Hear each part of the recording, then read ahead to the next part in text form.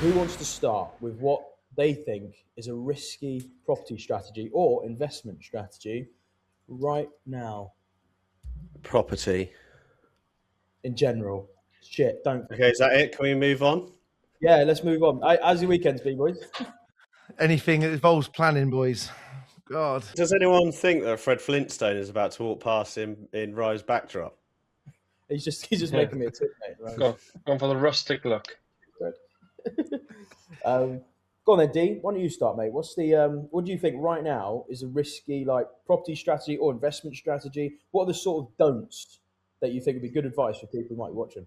Do you know what? It's just a very interesting question, isn't it? Because every business sector, I'm fascinated by the different businesses within each sector. If that makes sense. Like for example, our sector, you can find a business that can be relatively minimal, however they've done it, minimal debt, high equity, cash flowing, so they're not a fan of leverage.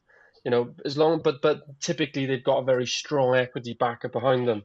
I think those businesses would be fine as long as the equity backer doesn't, pull. But that's their risk. The concentrated risk is in their equity backer.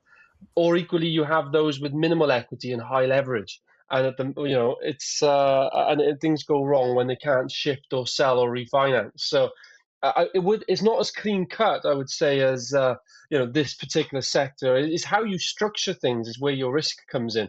I'll give you a quick example. I was at an event recently, and there was a business there in the food sector, and there was another business in the food sector.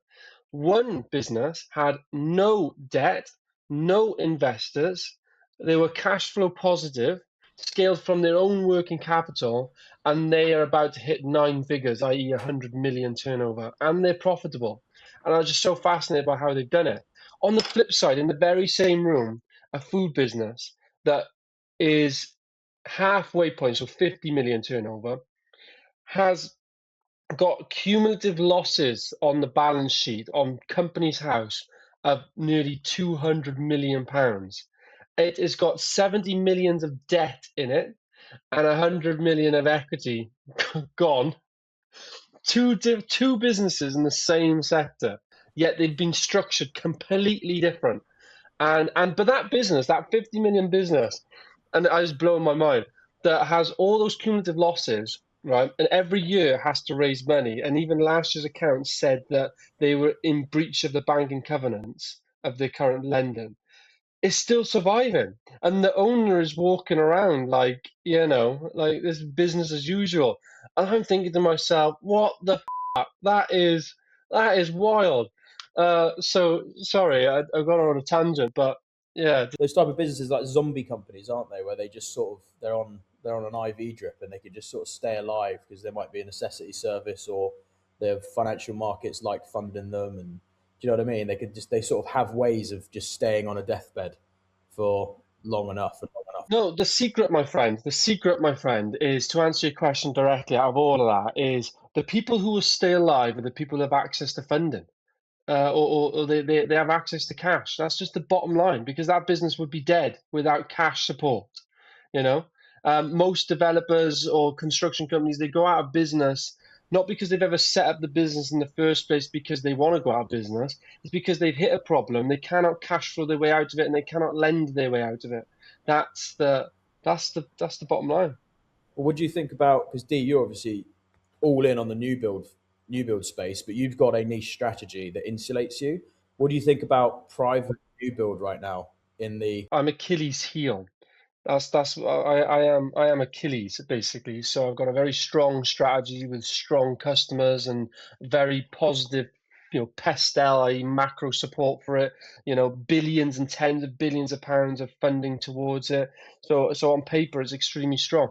But my weakness, the business's weakness, is very prominent. And if the weakness is attacked enough, any business in this sector will still die. And that weakness is fixed price contracts, minimal funding support. Comes back to that. I have to fight and fight for every pound of investment that I get in this business. I have to pay, way more than gilt prices, etc., it is absolute nails. And when I seen, Rachel Reeves recently, a few weeks ago, that's basically what I said. Is like you it's all well and good reform and planning, but the support for the construction sector, which is what we get labelled under as well, is to the floor. And construction has got the highest insolvencies in any industry across the UK. It's not a coincidence that alongside that, it has the lowest funding support of any industry. So why are those two? Do you know what I mean? Because they go hand in hand. Let's barter this around then. Now, I agree, obviously, with the issue. Like, it's fucking annoying. But is it a correlation that construction companies suffer because they can't access funding, or is it because construction companies are very difficult and risky to operate and fraught with all kinds of fraud and bad actors that funding has stepped away from offering good lines of credit, which has only exacerbated the issue? But the system, in my opinion, I've got an opinion on this, obviously, but I'll let the other guys speak as well.